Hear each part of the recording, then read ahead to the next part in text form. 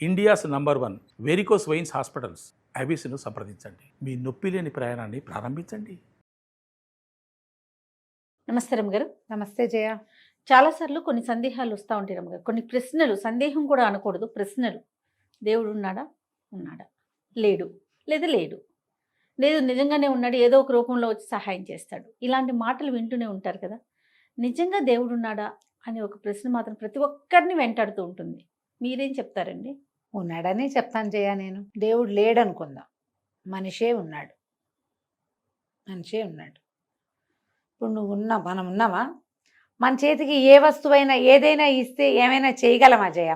మనం ఏం చేస్తాం? ఏదైనా నేర్చుకుంటాం. పుట్టిన దగ్గర నుంచి మనం ఏదో నేర్చుకుని ఓ బొమ్మలు చేయటం, ఓ కుట్టడం, ఒక అలవాటు, ఏదైనా మనం నేర్చుకోవాల్సిందే. నేర్చుకుని ఏదైనా చేస్తాం. మనం ఎన్ని చేయగలం? ఎవరైనా ఒక మనిషి ఎన్ని రకాలు చేయగలడు? మనిషికి లిమిటేషన్ ఉంది కదా. అంతేగా. వాడి శక్తికి, వాడి యుక్తికి, వాడి మృత్యుకి కూడా ఒక ఇది ఉంది. అవునా? ఇప్పుడు మరి ఇలాంటి మనుషుల్ని కొన్ని కోట్ల మందిని ఈ భూమి మీద ఎవరు పెట్టారు? దానంతట వాళ్ళే పుట్టారా? మనుషులు పుట్టారా? పుడతారా? అట్లా పుట్టుండొచ్చా? అసలు అవకాశం లేదు రమ్మగారు. ప్రశ్నకి ఆన్సరే లేదు కదా. ఏదో ఒక మానవాతీతమైన శక్తి దీన్ని చేసింది, దీన్ని డెవలప్ చేసి వదిలిపెట్టింది. ఆ మానవాతీత శక్తిని మనం దైవం అంటాం. మన బుద్ధి నిలవడానికి రకరకాల రూపాలు కల్పించుకుంటాం. ఆ రూపానికి గుణవర్ణన, ఇలాంటి గుణాలున్నాయి, సమస్త కళ్యాణ గుణాలు అతనికే ఉన్నాయని నమ్ముతాం. ఎందుకంటే మన మానవుల్లోనే, మనుషుల్లోనే ధైర్యము, పరాక్రమము, శౌర్యము, వీర్యము, దీంతో పాటే పిరికితనము, భయము, చేతకాంతనము, అసమర్థత ఇలాంటివి ఉంటాయి. ఈ వెనకాల రెండో చెప్పుకున్న నెగిటివ్ గుణాలు ఉన్నవాడు ఏమీ చేయలేడు. పాజిటివ్ గుణాలు ఉన్నవాడు అన్నీ చేయగలుగుతాడు. ఇంత చేసిన వాడికి పాజిటివ్ గుణాలే ఉండాలి. ఇంత చేయగలిగిన వాడు, మనలాగా నెగిటివ్ గుణాలు ఉంటే మనకి భయం అనుకో, ఒంటరిగా వెళ్ళలేం. అవును, మందులోనే ఉంటాం. భగవంతుడికి ఆ ఒంటరిగా వెళ్ళలేని గుణం లేదు, ఆ చేయలేని తనం లేదు, చేయగలిగే తనమే ఉంది. అతను ఎవరో, ఆమె ఎవరో ఒకళ్ళు ఉండి, అతడు ఆమె కలిసే ఉండి, వాళ్ళిద్దరూ కలిసే ఈ ప్రపంచాన్ని సృష్టించారు. ఇందులో ఒట్టి మనుషులేనా ఉన్నారు? కాదుగా. ఎన్ని రకాల కీటకాలున్నాయి, ఎన్ని రకాల సరీసృపాలున్నాయి, ఎన్ని రకాల పక్షులున్నాయి, జంతువులున్నాయి. మనుషులు ఎన్ని రకాలున్నారు? ఒకే చెట్లు, చేమలు, పొదలు ఎన్నున్నాయి. ఒకే రకంగా కనపడే 2 చెట్లకి వేరువేరు పువ్వులు, ఒకే రకంగా కనపడే మామిడి చెట్టుకి వేరువేరు రుచుల కాయలు. చెట్లే, ఒక వేప చెట్టుకి చేదుకాయ, మామిడి చెట్టుకి తీపికాయ, నిమ్మ చెట్టుకి పుల్లకాయ. అవునా? మరి ఇదంతా ఎలా కుదిరింది? మనిషి చేశాడా? ఇది చేయగలడా? అదే, ఏదో ఒకటి చేస్తాడు. ఒక మామిడికాయలోనే 400 రకాలు ఎట్ట చేశాడమ్మా మనిషి? ఏది నువ్వు చేయి. ఇప్పుడు ఏదైనా ఒక విషయం మనకి లిమిట్ ఉంది, అంతే. ఆ లిమిట్లెస్గా ఉండటమే భగవత్ తత్వం. అది భగవంతుడు అనేవాడు ఒక సాకార రూపి అయిన వాడుగా అనుకోకూడదు. తత్వం అది దీన్ని తయారు చేసింది, ఈ ప్రపంచాన్ని. నువ్వు ఏదో ఒకటి చేస్తావు, అంతా నేనే చేశాను అనుకుంటావు. కానీ నీ వల్ల కానిది, నీ చేత కానిది, నీతో అవనిది ఏదో ఒకటి ఉంటూనే ఉంటుందా? ప్రతి వాడికి జీవితంలో ఉంటుందా? ఏంటోనండి, సడన్గా అలా అయింది, ఎలా అయిందో తెలీదు. మిరాక్యులస్గా అంటాం. సడన్గా, యాక్సిడెంటల్గా, మిరాక్యులస్గా వాడతామా? ఇవి ఎక్కడి నుంచి పుట్టాయి? ఇవన్నీ ఎలా యాదృచ్ఛికంగా ఎలా జరుగుతుంది? ఆ ఎదృచ్చే భగవంతుడు. ఏది లేకపోవటమే, ఏ అవకాశము లేని చోట కూడా ఆహారం లభించడమే భగవతత్వం. తప్పించుకునే ఏ దారి లేని చోట అందరూ చచ్చిపోయినా ఒక్కడు బతకటం, అదే భగవతత్వం. ఆ ఒక్కడిని బతికించటమే.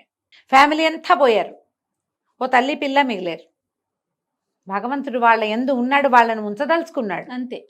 ఇప్పుడు ఆ ఉంచదలుచుకున్న తత్వం వీళ్ళు ఎందుకండి వీళ్ళని కూడా బతికించి ఉంచడం? వీళ్ళు దుఃఖంగా ఉంటారు, ఆ దేవుడు వీళ్ళని కూడా తీసుకెళ్ళిపోకూడదా అంటారు మొదటి రోజున. కొద్ది రోజులు గడిచాక ఆ అమ్మాయి ఏ కల్పనా చావ్లానో అవుతుందమ్మా, ప్రపంచానికి ఆదర్శం అవుతుంది. ఆ కుర్రాడు ఏదో చాలా పెద్ద పదవిలోకి వెళ్ళొచ్చు, ఎంతమందికో ఆధారం అవ్వచ్చు, ఎంతో చదువుకోవచ్చు, లేదా చాలామందికి అన్నం పెట్టేలాంటి పెద్ద సంస్థను స్థాపించవచ్చు. మనం అలాంటి వాళ్ళని చూడము. వీడితో అది చేయించడానికి వాడిని బతికించి ఉంచాడు భగవంతుడు. అలా బతికించే తత్వమే భగవతత్వం. నీకు అవకాశం లేకపోయినా అవకాశం కల్పిస్తుంది భగవతత్వం. అసలు సంతానమే కలగదనుకుంటాం ఒక్కొక్కళ్ళకి. ఏ ట్రయల్స్ లేకుండా పెళ్ళైన 30 ఏళ్ళకి పిల్లలు పుట్టిన వాళ్ళని చూడమా మనం? భగవంతుడు ఉన్నాడు. పెద్ద యాక్సిడెంట్ కాస్తలో తప్పితే మొత్తం బస్సులో ఉన్న 40 మంది చచ్చిపోవాల్సిందే. ఒక్క రాయి పక్కకయ్యి ఇటుపడి బతికేస్తారు. పోయేవాళ్ళు ఎలాగో పోతారు. పోయేవాళ్ళు పోతారనుకో, బతికిన వాళ్ళు ఎలా బతికారు? ఇప్పుడు లేడని ఎలా అంటాం? ఆయనే కదా. ఇంత పైగా చూడు, మనం మానవ శరీరం తీసుకో, కన్ను, ముక్కు, నోరు. నోట్లో ఎంత ప్రపంచం ఉంది జయ. ఇన్ని పళ్ళ నోటి నిండా. ముందు పళ్ళ ప్రయోగం వేరు, పక్క పళ్ళ ప్రయోగం వేరు, వెనక పళ్ళ ప్రయోగం వేరు. ఇదొట్టి తినడానికేనా నోరు? కాదు. వీటికి అటు ఇటు దవడలు, మధ్యలో నాలుక, వెనకాల కొండ నాలుక. ఇది మనం తినడానికి, మన ఆహారం మనం నవ్వులుతూ ఉంటే అన్ని పక్కల నుంచి లాలాజలం స్ప్రే అయ్యి. ఈ సిస్టమ్ అంతా ఎక్కడదమ్మా? మనుషులు చేయగలమా మనం? అది ఎట్లా వచ్చింది? అమ్మ కడుపులోనే కదా రమ్మగారు ఇంతగా మొదలై ఇదంతా వచ్చేసింది. ఇంత అయిపోయాం. పైగా ఈ లోపల అతి మెత్తటి నాలుక, ఈ పళ్ళ మధ్య కరుకు పళ్ళు, ఎముకలు కూడా కొరికేసేయగలిగిన పళ్ళ మధ్యలో ఆ నాలుకని కదుపుతూ దాంతో ఎన్ని సౌండ్స్ తెప్పించాడమ్మా. మొత్తం అక్షరాలన్నీ నోట్లోంచే కదా పుట్టాలి. మామూలుగా మనకు అక్షర స్థానాలు చెప్తారు జయ. అకుహ విసర్జనీయానాం కంఠః అని మొదలవుతుంది. కొన్ని అక్షరాలు కంఠంలోంచి వస్తాయి, కొన్ని దంత్యాలు పళ్ళు తగిలి, కొన్ని తాలువులు దవడల వల్ల వస్తాయి, కొన్ని ముక్కు వల్ల వస్తాయి. మనకు తెలుసు కదా. ఇంత దాన్ని ఈ నోరు ముఖం అనే దాంట్లో పెట్టాడు భగవంతుడు.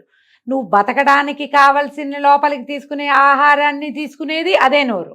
నీకు బతకడం కావాలని చెప్పడానికి చెప్పేది కూడా అదే నోరు. మనం చేయగలమా? ఇన్పుట్ అవుట్పుట్ ఒకే దాంట్లో దేవుడు చేశాడు. ఇప్పుడు అతను లేడంటావా నువ్వు? ఎలా అంటాం? ఇప్పుడు నువ్వు ఒప్పుకోవద్దు, నీకు ఒక సాకార రూపి వద్దు, ఇది చతుర్భుజ నారాయణుడు వద్దు, 18 చేతులు ఉన్నదో 8 చేతులు ఉన్నదో పులి మీదో సింహం మీదో కూర్చుని స్వారీ చేసే అమ్మ తల్లి వద్దు మనకి. కానీ నువ్వు, నీకు జీవిక, నువ్వు ఒక పదార్థం తింటే దాన్ని ఇంత తిప్పి తిప్పి తిప్పి తిప్పి దానివల్ల నీకు ఆరోగ్యము, రక్తము, నీకు కావలసినవన్నీ వచ్చి దాంట్లో ఉన్న తుక్కుని విసర్జించే అవకాశాన్ని నీకు ఇచ్చిన వాడెవడు? అతను లేడని నువ్వు ఎలా అంటావు? ఉన్నాడు. నువ్వు ఒప్పుకోక్కర్లేదు. నువ్వు ఒప్పుకున్నా ఒప్పుకోపోయినా, నీ నచ్చినా నచ్చకపోయినా, నీ పేగులు వాటి పని అవి చేస్తున్నాయా? ముక్కు దాని పని అది చేస్తుందా? హార్ట్ దాని పని అది చేస్తుందా? అవన్నీ పనిచేస్తే కదా నువ్వు ఉన్నావు. వాటిని పని చేయించేవాడెవడు? నువ్వైతే గ్యారంటీగా కాదు. మనమే మన గుండెని కదుపుకుంటామా? ఏ కిడ్నీ పని చేయని చెప్తామా మనం? ఎవరు? ఏంటది మనకు తెలుసా? ఆ తెలియని బ్రహ్మ పదార్థమే భగవంతుడు. నువ్వు ఈ రూపం ఒప్పుకోవద్దు, ఈ గుళ్ళోకి వెళ్ళకు, ఆ ప్రార్థన చేయకు, మానేసినా ఉన్నాడు భగవంతుడు. నీ ఒప్పుదలతో మాకేం పని లేదు. అంతే. వాటికి అక్కర్లా. ఆయనకు అసలు అక్కర్లేదు. భగవంతుడికి నీ ఒప్పుదల అక్కర్లా. నువ్వు జీవిస్తావు, ఆయన ఉంటే జీవిస్తావు. ఆయన వెళ్ళిపోతే శివం కాస్త శవంగా మారిపోతుంది. ఇప్పుడు ఎందుకు ఒప్పుకోవడం? నువ్వు ఒప్పుకోపోయినా జరిగేదే కదా. నీ హార్ట్ కూడా ఆగిపో అని నువ్వు ఆర్డర్ చేస్తే వింటుందా నీ మాట? ఆయన స్విచ్ ఆపేస్తే ఆఫ్ అవుతుంది. ఎవరో ప్రకృతి ఈ తయారు చేసిన వాడెవడో వాడు ఆపుతాడు ఆ స్విచ్. నువ్వు ఆపుకోలేవు. చూడు, నువ్వు ఆత్మహత్యకు ప్రయత్నం చేస్తారు, 2 పిల్లల్ని చంపేసి తల్లి కూడా దూకేస్తుంది, పిల్లలు చచ్చిపోతారు, తల్లి బతికిపోతుంది. ఏమిటి? ఎందుకు? ఆయన పిలవలేదు. అంతేనా? అంతే. ఈ పిల్లల్ని చంపేసిన దుఃఖంతో అది బతికుండాల్సిందే రాక్షసి. అంతే. ఈ చేసిన పాపం అలా బాధిస్తూ ఉండాలి. అంతే. ఆ స్విచ్ అక్కడ ఉంటుంది. నువ్వు ఒప్పుకోకపో, నీకు నచ్చని నచ్చకపోని, మా దేవుడు ఇలా ఉండాడు ఎలాగో ఉంటాడు అనుకో. నువ్వు అన్నీ నీ ఇష్టం, నువ్వు ఏదైనా అనుకో.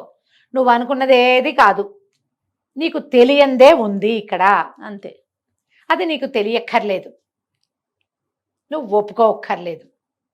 నిన్ను మాలాంటి వాళ్ళు కానీ ఇంకొకళ్ళు పెద్దవాళ్ళు కానీ నాలాగా 2 ముక్కలను మాట్లాడడం వచ్చిన వాళ్ళు ఒప్పించక్కర్లేదు. గంటల తరబడి పురాణ శ్రవణం చేయగలిగిన పెద్దవాళ్ళు కూడా నిన్ను ఒప్పించక్కర్లా.